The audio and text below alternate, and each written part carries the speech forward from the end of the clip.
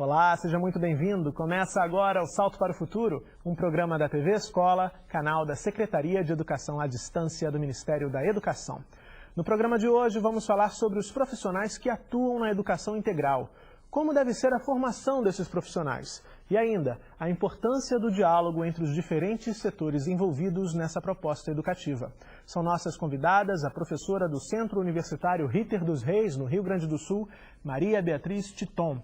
A professora da Faculdade de Educação da Universidade Federal de Minas Gerais, Tânia de Freitas Rezende.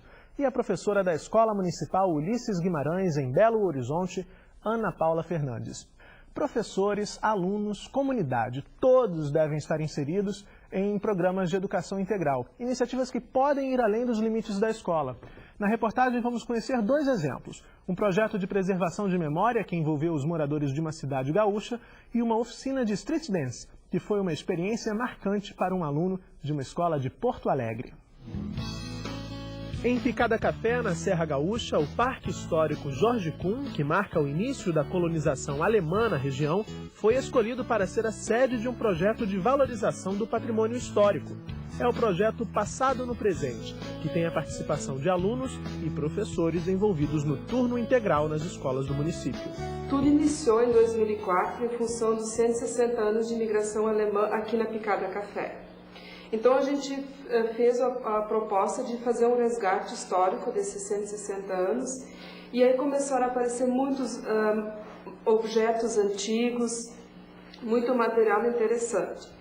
E por isso, então, com o turno integral, a gente pensou que seria muito interessante oferecer uma oficina dessas para essas crianças menores.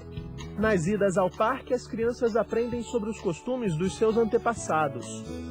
Antigamente não eram as coisas assim, não tinha tudo como hoje, as coisas eram diferentes. Bom, a gente acredita que essas crianças, principalmente com todo esse olhar voltado ao passado, que eles possam ser adultos, no futuro, adultos com um olhar voltado ao passado também, preservando o patrimônio histórico, a cultura e o turismo de um local, né? Então, o objetivo desse projeto é de resgatar a história da Picada Café e fazer eles ter amor e carinho e respeito pelas coisas antigas que nós temos, porque a história está nos objetos antigos. A gente aprende a cuidar mais dos objetos antigos, porque eles já são faz tempo que são muito antigos. Em Porto Alegre, a participação nas atividades do programa Escola Aberta mudou a visão de mundo de um jovem na Escola Municipal de Ensino Fundamental, professor Gilberto Jorge. Mudou para melhor mesmo, porque antes era aquele motivo de o Paulo tá fazendo isso, o Paulo tá fazendo aquilo, o Paulo tá incomodando. Minha mãe vivia o tempo todo aqui por causa de estresse de escola, o tempo todo mesmo. Foi quando o Paulo recebeu o convite para participar como aluno da oficina de street dance, a dança de rua. Comecei a me interessar cada vez mais que comecei a fazer cursos pro lado de fora, curso de dança pro lado de fora da escola. E daí fui conhecendo outros grupos, outros projetos e fui me aprimorando cada vez mais. E daí no momento que o Fernando não pôde mais dar conta do projeto dele, ele teria que deixar alguém. E esse alguém, ele pediu para vir ficar com o projeto dele.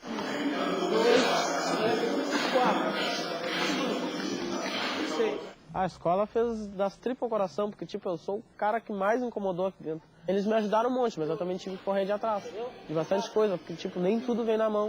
Primeiro a gente aprende a criar responsabilidade, que é um bagulho que dentro tem que vir, tem que frequentar, sendo aluno. Depois, como professor, tu tem que administrar, vamos supor, fazer chamadas. E daí tu tem que aprender, situações que, como aluno de sala de aula, tu aprende como professor depois. Tu vê o cara perturbando ali, tu vai ter que falar como professor para ele. E daí a gente para pensar, dentro de sala de aula tu faz a mesma coisa. Mas daí dançando muda a situação. Daí tu cria uma responsabilidade a mais, um outro ponto de vista.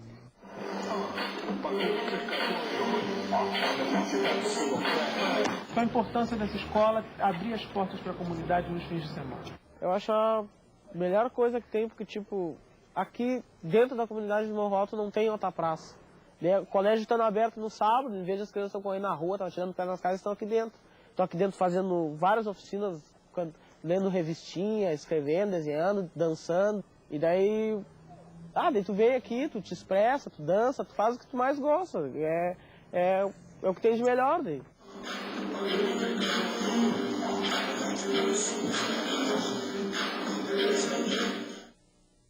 Começando o Salto para o Futuro, eu gostaria de agradecer as nossas convidadas pela presença aqui em nosso estúdio. Maria Beatriz, no vídeo que a gente acabou de mostrar, na fala do Paulo fica evidente uma noção de protagonismo quando ele diz que a escola ajudou muito, mas que ele também teve, usando a expressão que ele usa ali, que correr de atrás. Quer dizer, boa parte do esforço foi e é dele. De que forma esse conceito de protagonismo juvenil se articula, se relaciona com as ações de educação integral? Bom, boa noite, Murilo, boa noite, colegas de debate. É importante pensar que o direito de aprender e as possibilidades de aprender se referem a outros domínios que não só os da escola e da sala de aula. Isso supõe reconhecer e valorizar outros saberes e outros conhecimentos para além daqueles espaços restritos na presença do professor, mais diretamente, e o que implica superar, então, que vai exigir superar a fragmentação do currículo e das experiências e a forma como a gente considera cada uma dessas experiências na formação desses sujeitos. E o Paulo é um exemplo de como outras experiências, às vezes, são necessárias para que um aluno possa enxergar sua capacidade de aprender. Que muitas vezes, na sala de aula, com determinados professores, ou com seu professor especificamente, isso não parece possível. Então, essa pluralidade de experiências, a diversidade de saberes e conhecimentos que circulam nas experiências de um aluno como o Paulo, é que possibilitam a imersão, a visibilidade de capacidades, de uma inteligência e de várias inteligências, não uma só. E eu que estive lá conversando com ele em Porto Alegre, acho que a gente pode dizer, sem medo de errar, que certamente essa experiência mudou a forma como ele vê a escola e a forma como ele se vê dentro dessa escola também. E como ele é visto pela escola. Exatamente. Tânia, o texto do boletim fala em educação enquanto uma responsabilidade coletiva. O que, na sua opinião, se espera dos diversos atores sociais no trato com essa responsabilidade? Boa noite também para você, Murilo, para os colegas, boa noite para as pessoas que estão nos ouvindo e eu agradeço pela oportunidade de participar desse debate tão importante. Nós que agradecemos pela presença. Eu acredito que o que se espera, antes de mais nada, dos diferentes atores sociais é o envolvimento e o compromisso com essa responsabilidade educativa. E quando a gente fala em atores sociais e educação, a gente pensa em primeiro lugar nos atores mais tradicionais, que são os atores escolares. Mas a gente vive atualmente, acredito que durante essa semana toda esse foi um dos pontos centrais do debate sobre educação integral, um momento em que esses educadores escolares são convidados a convidar outros atores para assumirem a sua responsabilidade coletiva pela educação. E aí, nesse momento, o que se espera, principalmente, eu acredito, é uma atitude de abertura, de flexibilidade, de capacidade de ensinar, mas também de aprender, que eu acho que é o que a gente vê no vídeo nos dois momentos das duas experiências. Existem momentos que eu ensino e existem momentos que eu aprendo, e eu aprendo principalmente quando eu ensino. E para eu fazer bem essa alternância de papéis, eu tenho que ser capaz de empreender um diálogo com diferentes atores, com diferentes espaços, com diferentes formas de relação, e ser capaz de dividir responsabilidades. Eu acredito que essas são competências, essas são atitudes que nós hoje somos muito chamados a desenvolver. Ana Paula, você é protagonista, uma das protagonistas de uma experiência em curso lá na Escola Ulisses Guimarães em Belo Horizonte. Queria que você contasse para os cursistas que estão nos assistindo agora o que muda na prática de um professor, no cotidiano de um professor, quando ele está inserido numa escola cujo desafio é promover a educação integral. É um prazer estar aqui, né? Aprender com vocês e trocar experiências, trazer uma experiência que tem dado muito certo em Belo Horizonte. Para o professor, a primeira coisa, ele tem que conhecer essa comunidade. Ele tem que se abrir, ele tem que olhar essa comunidade e descobrir nela não só as suas necessidades, mas principalmente as potencialidades que essa comunidade tem. A partir do diálogo, ele vai conseguir aproximar esse aluno dos seus objetivos da educação, dessa educação que é a educação integral desse aluno. Na escola Ulisses Guimarães, tem esse professor, que no caso sou eu, que é o professor comunitário. Ele articula com toda essa comunidade, com todos esses atores, e traz para a escola e apresenta para a escola, para aqueles professores que ainda não estão tão abertos assim, que comunidade é essa, o que ela acrescenta, o que ela tem para mostrar e que aluno que é esse dessa comunidade, né? O que ele precisa, o que ele deseja daquele espaço naquele momento que ele está aí. Então, essa função do professor comunitário, ele tem que mapear esse local. O aluno, ele te leva para conhecer esse local. Então, quer dizer, você tem que aprender a aprender com esse aluno. Então, para você aprender, aliás, para você ensinar, você tem que estar disposto a aprender. E essa é a função do professor neste momento. Agora, Maria Beatriz, a gente falou várias vezes ao longo dessa semana da importância desse diálogo da escola, do professor, com os diversos atores que estão ali envolvidos nesse cotidiano escolar. Agora, o que pode garantir que esse diálogo seja um diálogo de qualidade, que não seja uma abertura, como é que eu posso dizer, uma abertura pela abertura apenas? Que essa comunidade escolar, que esses diversos atores tenham mesmo participação nesse contexto e nos rumos da proposta de educação integral que essa escola esteja desenvolvendo. A gente tem falado da construção de um projeto pedagógico coletivo. E isso implica pensar num projeto que não se restringe à ação escolar, mas um projeto, e isso envolve reconhecer um novo conceito de projeto pedagógico. No momento que esse projeto ele é proposto, ele precisa contar com pelo menos a boa vontade, uma atitude de abertura dos diferentes agentes que podem participar desse projeto pedagógico, da execução, não só da execução, mas da elaboração desse projeto de forma ampla.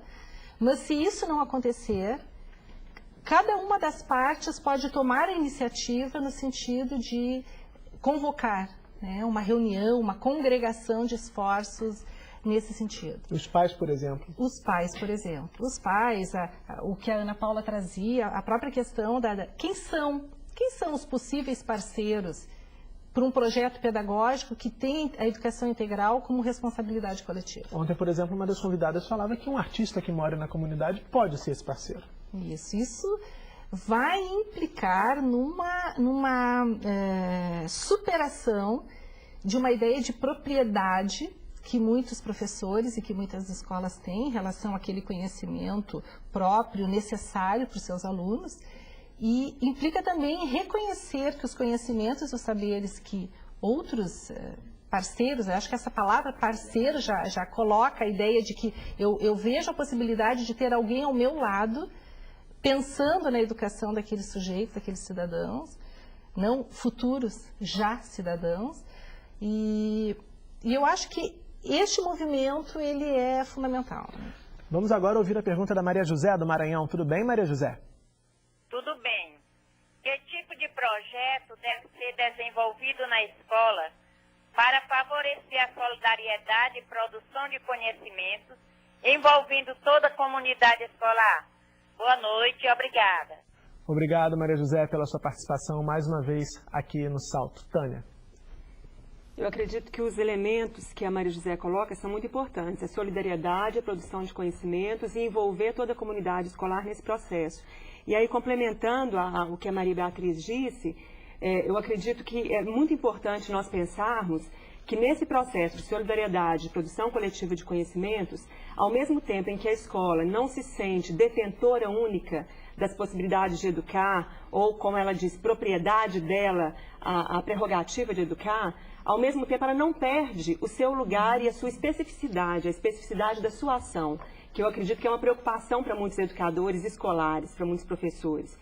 A escola, ela continua sendo, ela pode vir a ser cada vez mais um catalisador muito importante dessas diferentes ações pedagógicas. O professor tem um papel fundamental, o pedagogo, a pessoa que se especializou na educação, justamente em articular esse projeto pedagógico, dando a ele uma intencionalidade capaz de reunir essas diferentes potencialidades da comunidade, dos diferentes atores sociais, nessa perspectiva que Maria José coloca de solidariedade, de produção coletiva. Então, o papel do professor, do pedagogo, do educador escolar, ele não se perde, mas ao contrário, ele ganha um novo significado. Ana Paula, a gente fala também bastante que a escola tem que se abrir, tem que considerar esses saberes, perdão, esses saberes que estão ali em volta, à sua volta. E essa comunidade, ela não está muito habituada a essa participação, de forma geral. Claro que a gente não pode generalizar, mas geralmente ela não está tão habituada assim a participar do cotidiano da escola. O que pode ser feito para criar esse costume, essa participação, construir essa participação? Como é que vocês fizeram isso lá em BH? A gente tem a função, né? A gente tem um ator dessa comunidade que é o agente cultural. Essa pessoa, quando ela deseja trabalhar no programa Escola Integrada da nossa escola, ela apresenta uma proposta de trabalho. E essa pessoa, além de apresentar essa proposta de trabalho, a gente tem que perceber a representatividade dela dentro dessa comunidade. Porque ele é que vai fazer esse elo com essa comunidade. Ele que vai puxar essa comunidade, vai mostrar para essa comunidade a importância da escola, a importância da participação da comunidade na vida dessa escola, no crescimento dessa escola. Então, ele é a figura-chave. Se você procura uma pessoa que já tem um trabalho forte, que conhece as deficiências e as potencialidades dessa comunidade, ele traz a comunidade junto. Não é a Ana Paula entrando dentro do aglomerado, entrando dentro do morro e buscando. Tem alguém lá de dentro que já está junto comigo, junto com os alunos, fazendo esse trabalho. Então, essa figura do agente cultural da comunidade, como a proposta de trabalho, né, que vai fazer esse caminho entre a comunidade e a escola. A comunidade vindo ao encontro. E aí é fundamental, né, Maria Beatriz, a comunidade que reconheça, a escola que reconheça esses saberes, por exemplo, e saiba avaliar essa proposta de trabalho trazida, por exemplo, por esse agente cultural, como diz a Ana Paula. Isso, eu acho que o que a Tânia trazia, esse trabalho de mapeamento, esse trabalho de identificação de potencialidades da comunidade. E não uma rejeição, um espírito de valorizar menos aquilo que não é escolar. E o que nós estamos percebendo na formação dos futuros professores é essa necessidade de se romper com uma cultura de formação que envolve tanto a educação básica como também no ensino superior, de distintas formas e distintos conteúdos e distintos programas, o que não aproxima, o que não facilita a construção de uma atitude para essa conjugação, para essa aliança, para essa disposição de reconhecer que outros agentes também têm o que trazer e também têm com o que contribuir. Ok. Professores comunitários, universitários e alunos da rede municipal são alguns dos envolvidos no programa Escola Integrada de Belo Horizonte. No programa, a proposta é reafirmar que a educação ultrapassa os muros da escola e pode estar presente em todos os espaços da cidade.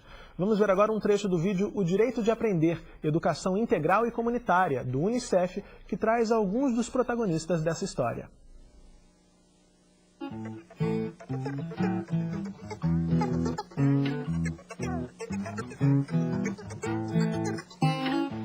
Ei, garota. Ei. Tudo bem? Tudo.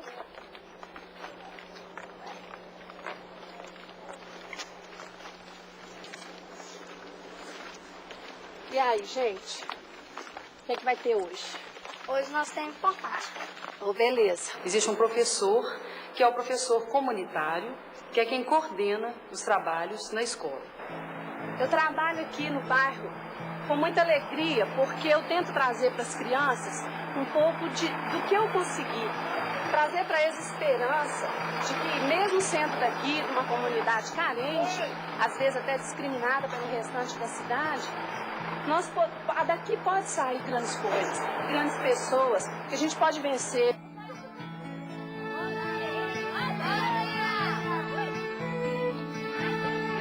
Esse professor trabalha com agentes culturais, que são pessoas das comunidades, né, que de certa forma já estão dentro das escolas, e os universitários, né, por meio de convênios. Né, a gente tem uma bolsa chamada Bolsa Estágio, que possibilita para a gente trazer esses universitários para trabalhar com os nossos alunos nas escolas. Então, resolva tempestar, a empedar, esse aluno. Quem é inquieta? A ver?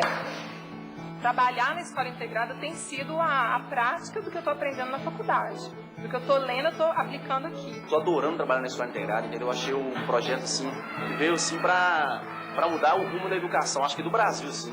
Não, a escola integrada é tão legal, tem informática, no dia de informática eu passo. Não falta de jeito nenhum no dia de taekwondo, que eu gosto muito, como hoje vai ter. Todas as aulas eu gosto muito, aí eu faço questão de vir.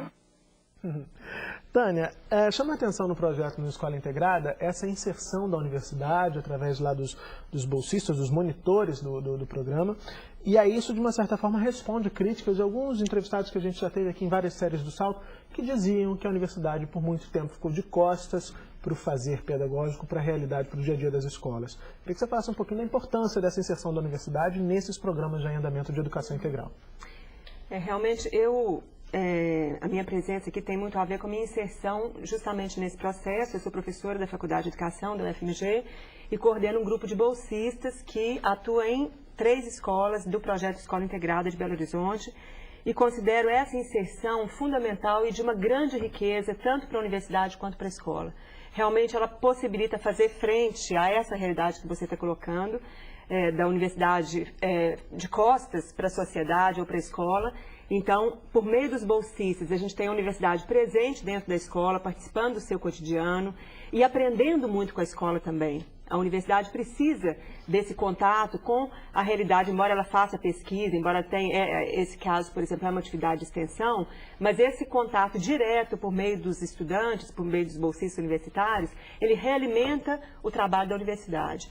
Por outro lado, para os monitores da universidade, é uma experiência riquíssima de formação, porque eles, muito antes de concluírem a graduação, eles já passam por diversas experiências pedagógicas como docentes, embora numa situação peculiar, e também é importante para a escola, pela riqueza que esses universitários trazem. E eu destacaria, dentre vários elementos que a gente poderia colocar dessa riqueza, o contato das crianças com alunos da universidade, que tem se mostrado nas nossas experiências algo de muita importância, principalmente considerando alunos de escola pública, que muitas vezes a universidade também para eles é algo muito distante, até em termos de projeto de vida, de pensar um dia eu vou fazer uma universidade, mas o que é isso, universidade?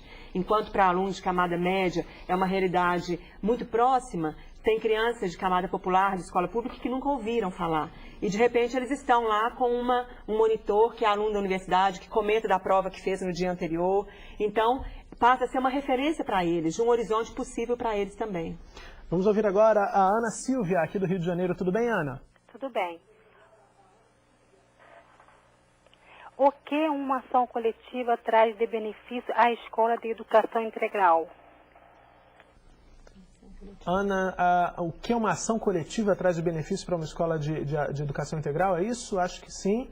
Bom, então, como é que você pode responder? Pois é, eu acho que, historicamente, os projetos para a educação têm sido elaborados e executados de forma fragmentada. Cada setor, e por isso se fala tanto hoje em intersetorialidade, quer dizer, a partir dos órgãos de governo, mas aí nós poderíamos pensar em todas as dimensões da sociedade, mas historicamente todos os projetos meio que fatiavam a escola e o aluno, cada um tentando dar conta de uma dimensão da vida desses sujeitos, e isso fazia com que a ação sobre as mudanças, ou mudanças efetivamente acontecessem muito aquém daquilo que se imaginava, exatamente por essa falta de conjugação de esforços que poderia proporcionar um ganho, né, e uma produção e resultados muito maiores do que se tem visto.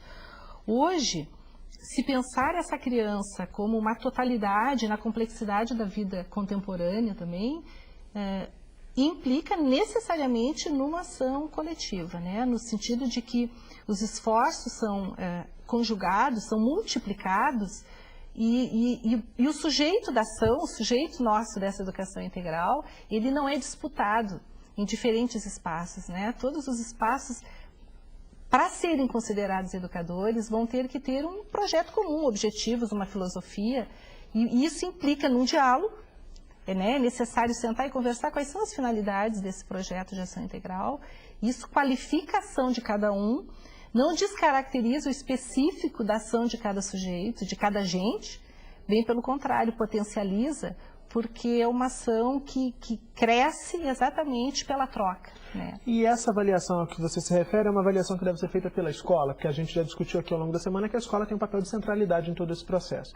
Eu estou te perguntando se é uma atribuição da escola, e em sendo, essa também pode ser considerada uma ação formadora. Os professores estão parados, pensando nessa...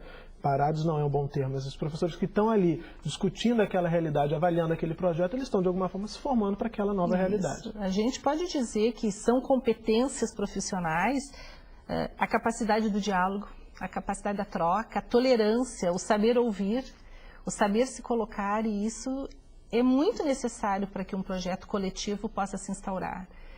Então eu acho que a experiência que esses futuros professores, ou os já professores, essa experiência de se colocar, e aí a importância de já ir se colocando, que a Tânia trazia, né? Quer dizer, já ir se colocando, já ir experimentando, já ir se autorizando a sugerir, a fazer propostas para que um projeto mais coletivo possa ganhar cor. Certo. Ana Paula, Paulo José Costa de Campinas, em São Paulo, obrigado, Paulo, pela pergunta, quer saber, a partir do momento que a escola opta pela educação em tempo integral, o que fazer com os alunos ou mesmo com a família que não aceita essa nova realidade? Bem, a educação integrada, ela tanto a escola quanto a família, ela adere à proposta. Então, a escola, ela aderiu ao programa e a família, nesse primeiro momento, ela pode também aderir, se a criança vai ficar ou não participando do programa Escola Integrada, no caso, né? A gente tenta, agora, uma família vai contando para a outra experiência. Então, é mesmo aquela conversa aqui no beco, na esquina do aglomerado, que um vai passando a experiência para o outro. A gente tenta mostrar para essa família o leque de atividades, o cardápio que a gente recebe de todas as atividades que a gente vai propor para aquela criança. Mas cabe à família decidir se ela vai ficar ou não. Tem que ser um desejo da família que essa criança participe. E como é que tem sido a reação dessas famílias que estão envolvidas lá no projeto da Escola Hoje nós Guimarães? temos 474 crianças na faixa etária de 6 a 14 anos que participariam do projeto. 300 crianças já fazem parte desse projeto. Então, acho que os números já mostram. Um dos projetos que nós desenvolvemos e que deu uma notoriedade ao nosso projeto, né, a cara do nosso território, foi a pintura nos espaços. Então, a comunidade, ela já começou participando, porque a comunidade tinha de rebocar suas casas para que as crianças pintassem esses espaços e fizessem intervenção artística. Então, isso já deu a cara do projeto dentro da comunidade. E a gente tem até um depoimento que uma mãe fala, agora a gente percebe que tem escola dentro da comunidade. Né? Então, quer dizer, a nossa maior repercussão tem sido com as próprias mães que veem os seus filhos contribuindo para a melhoria da comunidade. E um oficineiro nosso que trabalha nessa intervenção artística, um agente cultural, ele coloca o seguinte, que ele é um morador da comunidade, ele coloca o seguinte, que a gente não está tirando as crianças das ruas, mas que a gente devolve as crianças para a rua. Ele foi além, as crianças pegam a rua, as crianças resgatam a rua para ela. Só para deixar claro para o cursista de todo o Brasil, quando ela diz aglomerado, quando a Ana Paula diz aglomerado, ela está se referindo às comunidades lá de Belo Horizonte, a forma como eles se referem a essas comunidades, são os aglomerados. Tânia, você queria comentar também? Eu te interrompi? Não, pode ir. Certo, então vamos aqui atender a pergunta da Lucenda Pimenta, ela é professora multiplicadora da TV Escola do NTE de Anápolis, em Goiás. Lucenda, obrigado pela participação. Ela pergunta, pensando na realidade de outros estados, como se apresenta a participação dos professores das redes estaduais de ensino perante a realidade proposta para escolas de tempo integral. Ela se refere a capacitações, planejamento, disposição das aulas, carga horária, entre outros aspectos. Uma vez que o boletim cita novos modos, no tópico Novos Modos, o exemplo de Belo Horizonte do programa de escola integrada. Isso vai variar muito de acordo com cada rede de ensino. O que eu ia comentar justamente quando a Ana Paula falava sobre a pergunta anterior, é que não existe atualmente uma obrigatoriedade da educação em tempo integral. O que existe é uma indicação de uma ampliação progressiva do tempo da criança na escola, uma indicação pela LDB. Então, eu acredito que, como a Ana Paula exemplificou muito bem, essa participação das famílias vai acontecer muito mais à medida em que forem percebendo as qualidades, os resultados positivos, o envolvimento que os projetos possam gerar. E, voltando a essa pergunta presente, a forma como esses projetos se organizam varia muito de acordo com cada rede de ensino, com cada região do país. O fato de ter sido dado aqui um exemplo da rede municipal de Belo Horizonte não significa que esse mesmo modelo é o que vai ser implementado em diferentes redes. Em Minas Gerais, por exemplo, nós temos na rede estadual um outro projeto chamado Aluno de Tempo Integral, que acontece num formato um pouco diferente do Escola Integrada. Já não é com a participação de alunos da universidade, o Estado contrata outros professores para ministrarem aulas no turno oposto e também fazem algumas parcerias com instituições da comunidade, ONGs. Então, todos esses aspectos que foram colocados na pergunta, eles vão variar de acordo com cada rede de ensino e eu acho que essa é uma riqueza desse momento. O fato justamente de a gente estar num momento de construção em que diferentes propostas podem ser organizadas de acordo com cada realidade. Cada região encontrando um projeto que tem a sua cara. Exatamente. Vamos ouvir agora a Glaci de Santa Catarina. Tudo bem, Glaci? Boa noite, tudo bem? Boa noite, tudo bem? A minha pergunta é a seguinte: a Escola de Educação Integral implica em estabelecer um novo paradigma para a educação. Como mobilizar os atores sociais para evitar a evasão e a repetência? Glaci, obrigado pela sua participação aqui no Salto. Gosto de ouvir sempre vocês aí de Santa Catarina. Só vou te dar uma dica, da próxima vez abaixa um pouquinho o volume da sua TV que a gente vai conseguir se comunicar melhor, tá certo? Então, Maria Beatriz, como é que você pode responder a pergunta da Glaci? Bom, eu acho que nós vimos já há um certo tempo tentando garantir o acesso das crianças, dos adolescentes e dos jovens à escola. E eu acho que isso, de certa forma, a gente tem conseguido, né? Os números estão aí até para comprovar. O que nós temos de desafio ainda presente é como assegurar a permanência desses alunos com aprendizagem. Então, a própria ação dos conselhos tutelares e do Ministério Público em termos de garantir que as crianças fiquem na escola, e muitas vezes as crianças são forçadas a ficar na escola, são buscadas em casa, o que desagrada, né, alguns professores até mesmo e algumas famílias, mas esse já existe então um controle externo à escola que de alguma forma vai assegurar que as crianças permaneçam na escola. Mas como fazer com que essas crianças aprendam estando na escola? E nós temos visto que o modelo escolar que nós temos, ou os modelos, não dá para dizer que nós temos um só, mas nós temos vários modelos escolares, não estão garantindo que essas crianças interajam e convivam e sobrevivam, digamos, no mundo contemporâneo com as capacidades e com as competências que lhes estão sendo exigidas. Então, essa soma de ações e essa articulação de conhecimentos e de saberes que podem tornar esses sujeitos mais preparados para viver o presente e não o futuro, é a proposta de uma educação integral. Então, acredito que nós estejamos caminhando nessa direção. Ana Paula, lá na experiência que vocês estão desenvolvendo, a experiência em curso lá na Escola Ulisses Guimarães, da qual você é professora comunitária, esses índices, já dá algum impacto sobre esses índices aos quais a Glaci se referiu? Evasão, enfim, repetência? A evasão já tem um controle, que é o Bolsa Escola e Bolsa Família, que já existe, então as crianças já são controladas com relação ao número de faltas.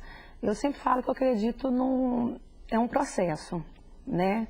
Eu falo que é um resultado que a gente percebe, nós que estamos mais próximos dessas crianças, mas é um processo que a gente vai ver um pouco mais à frente, né? Então, quer dizer, acho que tem resultado, sim, a postura das crianças. Eu gosto muito de falar com eles em postura. A gente tem que ter postura.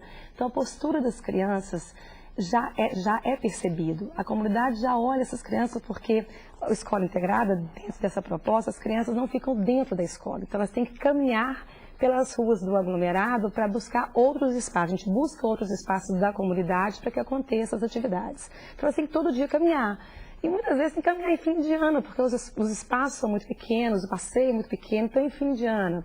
E a comunidade percebe como as crianças movimentam, como elas transitam quando estão na escola integrada e como era antes. Né? Então, quer dizer, já é percebido uma mudança do comportamento. A aprendizagem, ela tem um auxílio no Para-Casa e é com bolsista. A gente faz questão que seja com bolsista. Então, quer dizer, o Para-Casa já vem feito. Né? Porque as famílias tinham dificuldade em fazer o Para-Casa com suas crianças, porque eles tinham dificuldade na leitura, no entendimento dessas propostas. Né? Eles estão acostumados com aquele beabá antigo, então para eles tudo era muito novo para eles. Então a gente já consegue perceber que essa criança já chega com as atividades propostas, realizadas, feitas. Né? Eles já chegam contando para a professora da escola a experiência que ele teve em outros espaços e convidando a professora a participar com ela. Então, eu acho que isso já é uma vitória, já é uma conquista, mas é um processo. Não adianta a gente falar que já temos um resultado em números que ainda nós não temos. Bom, Tânia, recebemos também a pergunta enviada pela Tânia Colodete, a Simone da Silva e a Patrícia da Conceição. Elas são do Polo de Tecnologia Educacional e do NTE, do Instituto de Educação Governador Roberto Silveira, em Duque de Caxias, aqui no estado do Rio de Janeiro. Elas dizem: a construção de um projeto pedagógico para a educação integral está relacionada com as aprendizagens significativas, citando aí a página 32 do texto do boletim que os cursistas receberam. Elas perguntam se há uma fórmula adequada para que cada escola construa seu projeto político-pedagógico.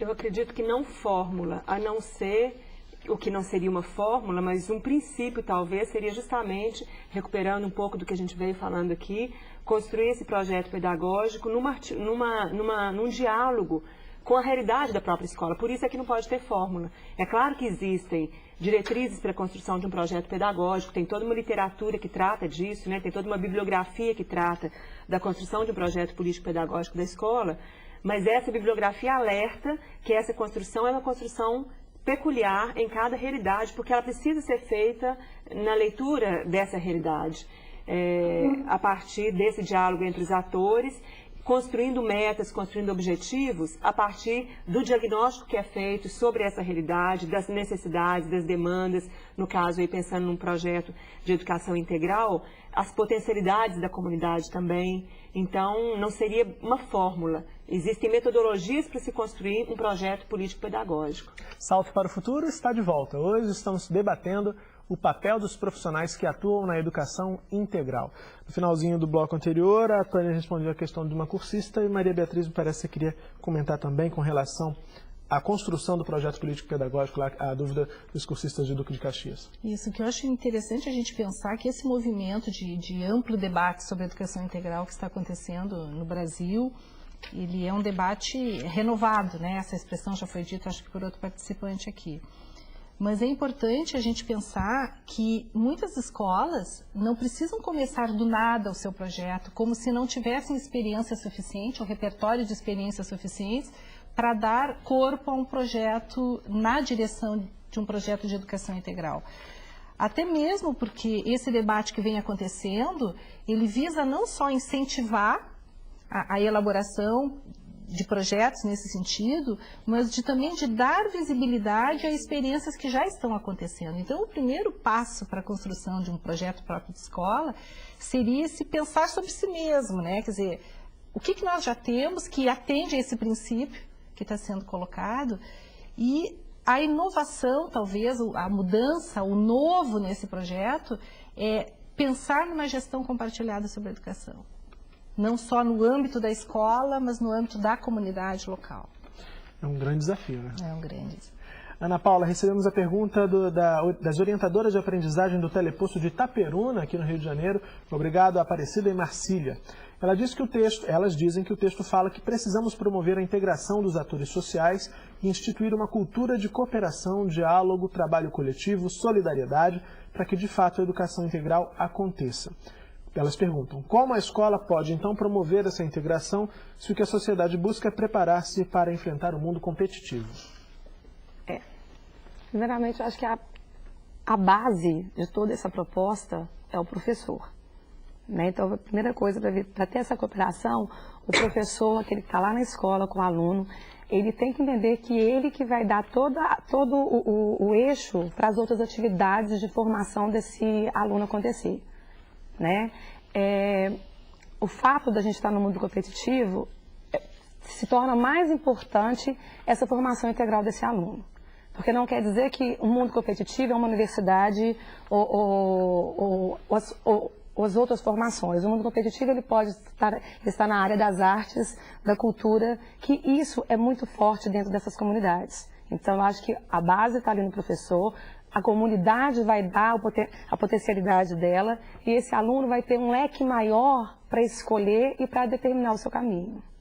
Tânia, a Maria Beatriz falava da questão da gestão, que um desafio aí da gestão compartilhada, da escola, pela comunidade, e esse é o tema da pergunta do pessoal de Duque de Caxias, mais um e-mail do pessoal do Teleposto de Duque de Caxias.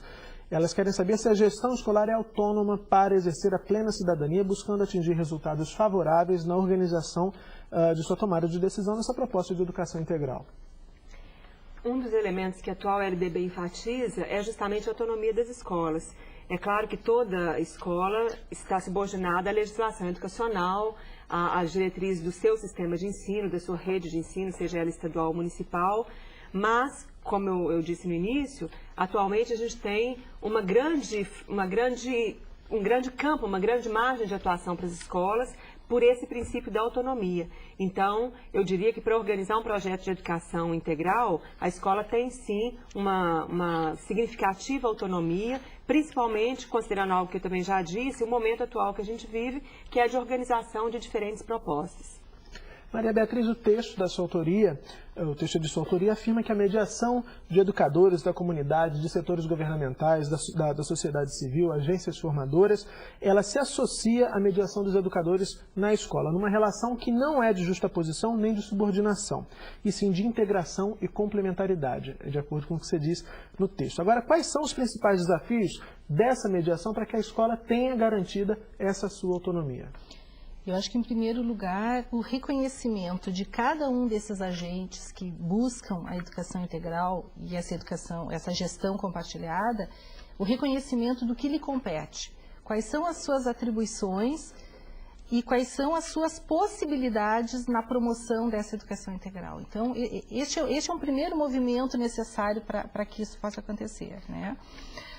O que nós temos visto na construção desses projetos comuns ou desses projetos coletivos é uma certa disputa que nós poderíamos chamar de uma disputa de poder, onde cada um dos agentes, cada uma das partes tenta supervalorizar a sua ação e as suas iniciativas, exatamente porque a cultura que nos cerca e a cultura a qual nós vivemos e ajudamos a produzir, como a Ana, eu acho que trazia, é uma cultura de competitividade, né? Quer dizer, cada um tentando se superar ou superar o outro, mostrando que é mais importante. Então, este movimento implica uma certa singeleza, digamos assim, né? De que todos possamos sentar numa mesa e possamos reconhecer as fragilidades e as potencialidades da nossa ação, para que coletivamente a ação tenha maiores efeitos, né? Então, eu acho que e de novo a palavra diálogo, a gente insiste nisso, porque o diálogo não é ouvir a si, né? Quer dizer, muitas vezes as pessoas estão numa mesa conversando, os parceiros de uma educação integral estão sentados numa mesa, mas cada um continua a sua conversa a partir do ponto que parou, porque não valorizou e não integrou, né? Não trouxe para dentro do debate coletivo a contribuição do outro. Tá certo. Ana Paula, recebemos um e-mail da Cláudia Santos, ela é aqui do Rio de Janeiro. Cláudia, obrigado pela participação. Ela diz que o atendimento e a proteção da criança e do adolescente são pressupostos da educação integral. No entanto, proteção e atendimento muitas vezes podem dar um caráter assistencialista à escola. O que você pensa dessa questão? Dentro da nossa comunidade, a gente vê assistência social trabalhando, a Secretaria de Esportes trabalhando, a própria Polícia Militar com a parte dela de formação da segurança trabalhando.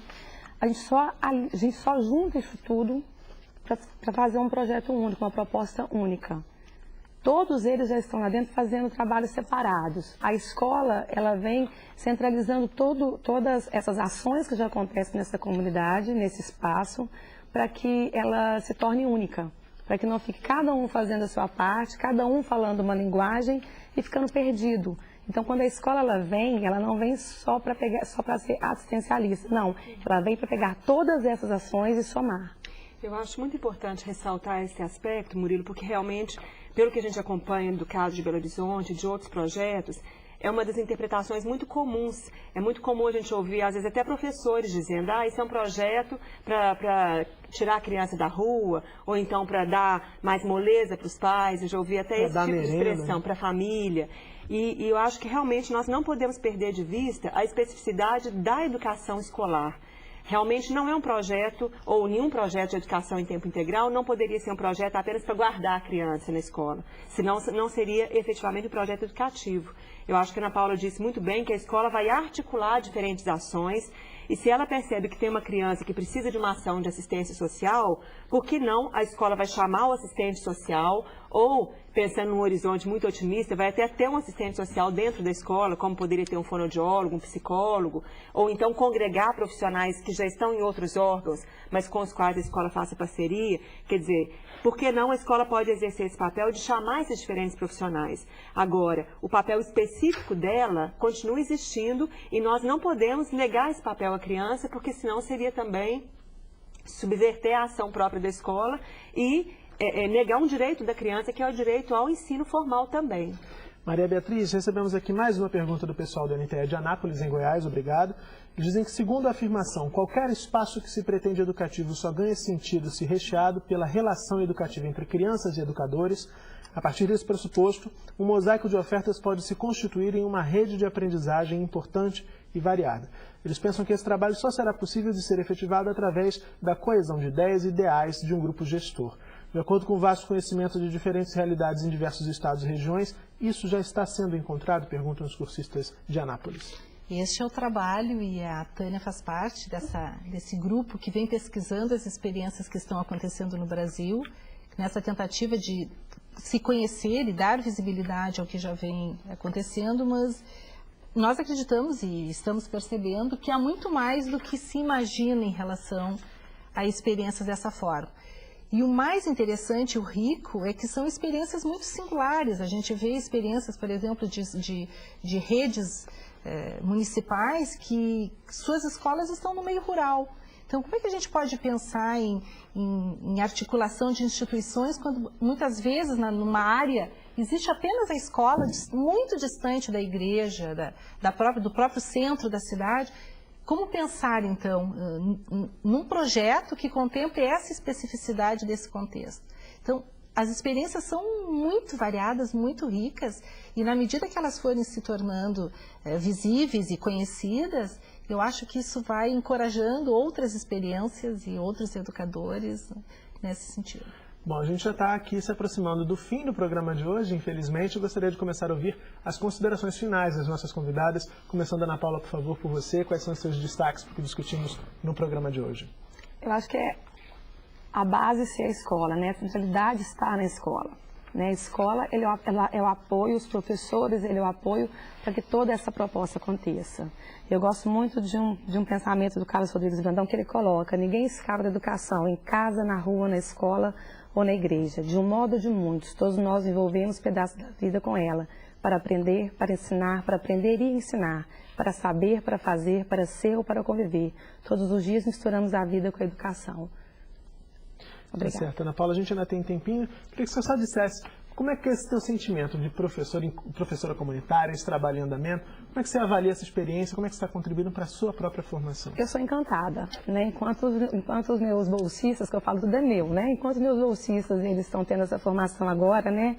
Eles aprendem a escutar, a ouvir e a ver as necessidades dessa criança, eu precisei de 10 anos, né? Então, quer dizer, eu sou extremamente encantada, porque começou numa brincadeira de cortar um caminho. Então, eu subi de uma escola para outra, passando por dentro de um aglomerado, e eu comecei a olhar esse aglomerado. Então, enquanto o meu começou numa brincadeira, a desses bolsistas está começando com uma coisa séria. Então, eu sou extremamente encantada e convido a todos que queiram conhecer a experiência da Escola Municipal das Guimarães em BH, que vai e conheça, porque tem sido muito rico. Ok, Ana Paula, obrigado pela participação. Tânia, por favor, suas considerações finais. Eu fico muito feliz de ver esse debate sobre educação integral acontecendo nesse momento no Brasil, com todas as questões conceituais que foram discutidas nessa semana, porque, na verdade, o debate sobre educação integral já acontece há muito tempo, e ele vem agora ressignificado pelas propostas de educação de tempo integral. Mas eu acredito que é uma nova oportunidade para a escola se repensar, como o caderno, né, o boletim coloca em vários momentos, para a escola repensar questões que ela vem já discutindo há muito tempo, desejos presentes entre os educadores há muito tempo, de uma escola mais viva, mais articulada com a realidade dos alunos, uma escola que se faça efetivamente uma comunidade de aprendizagem e não apenas um local de transmissão mecânica de conhecimento, de fragmentação. Então eu fico feliz que esse debate esteja acontecendo. Como a Maria Beatriz colocou, eu faço parte de um grupo que atualmente pesquisa as experiências em curso no país todo. São 4 universidades que estão fazendo esse trabalho. E aí a gente vê uma escola lá do interior do Pará que tem uma experiência muito interessante. E isso é muito bonito de perceber, que esse movimento acontece. E aí eu vou retomar aqui os versos do Carlos Drummond de Andrade, quando ele diz: o mundo é muito grande, não nos afastemos muito, vamos de mãos dadas. Eu acho que se o mundo é muito grande, a educação é do tamanho do mundo, do tamanho da vida, e a gente só pode dar conta de verdade da educação se a gente for de mãos dadas com os diferentes atores educativos, com a sociedade de forma geral. Então, que a gente possa fazer essa caminhada e continuar fazendo essa caminhada pelo Brasil. Ok, Tânia, obrigado pela participação. Maria Beatriz, por favor, seus destaques finais. Bom, eu acho que é importante o debate está instalado, está acontecendo, está provocando reações das mais diferentes formas, mas eu acho que é importante a gente deixar muito claro que projeto é esse, né? E eu acho que, em primeiro lugar, se pensar que é um projeto que prevê, ou que tenta, ou que quer promover a inclusão social, né? A valorização da diversidade, a democracia e a alegria. E eu acho que todos esses depoimentos dos alunos, quando eles falam do se soltar, a gente vem acompanhando alguns relatos, e essa possibilidade de expressão mostram como muitas vezes a alegria parece que não é autorizada a acontecer na escola. E nós poderíamos aprender com as experiências que estão acontecendo, exatamente que a alegria é possível acontecer, inclusive nos espaços, ou principalmente nos espaços formais de aprendizagem, e para isso a associação de educadores se torna fundamental. Nós ainda temos um tempinho, Maria Beatriz, eu gostaria que você falasse da sua avaliação da participação da universidade, da entrada da universidade nesse debate, que você diz já está instalado há algum tempinho, sobre a educação integral no país. Acho que a educação integral, ela provoca todos os educadores, todos os agentes, né, que se pretendem educadores em relação à educação. Até porque o conceito de educação integral, ele necessariamente não envolve educação em tempo integral. E nesse sentido ele questiona os modelos, os formatos, as práticas que a gente vem adotando na educação das nossas crianças, adolescentes, jovens e adultos. E por isso a universidade está tendo a oportunidade de se rever e de alguma forma preparar já na realidade, e por isso a experiência dos bolsistas é fundamental, dos próprios estágios curriculares, uma experiência, uma preparação na prática, na realidade, não para o futuro. Ok, Maria Beatriz, obrigado pela participação. Agora eu tenho um recado para você, professor, que nos assiste em todo o Brasil. Já está na hora de começar a preparar os vídeos das poesias que vocês aí vão mandar aqui para a TV Escola, para que sejam exibidos durante a Semana da Poesia. A Semana da Poesia vai acontecer de 20 a 24 de outubro aqui na TV Escola, e você pode mandar os vídeos com as poesias preferidas dos seus alunos, ou mesmo poesias que eles tenham criado. Mas fiquem atentos, é muito importante que o material que vocês vão mandar aqui para a nossa produção tenha algumas informações. O nome da escola, o nome de quem aparece no vídeo, o título e, claro, o nome do autor da poesia, né? Depois de tudo pronto, é só mandar aqui para a TV Escola que a gente vai ter o maior prazer de colocar na tela poetinhas de todo o Brasil, dizendo poesias bem bonitas para todos vocês, tá certo? Termina aqui o Salto para o Futuro de hoje, o último da série Educação Integral. Participaram do programa de hoje Maria Beatriz Titon, professora do Centro Universitário Ritter dos Reis, no Rio Grande do Sul, Tânia Rezende, professora da Faculdade de Educação da Universidade Federal de Minas Gerais, e Ana Paula Fernandes, professora da Escola Municipal Ulisses Guimarães, em Belo Horizonte. A gente se vê na próxima série. Tchau!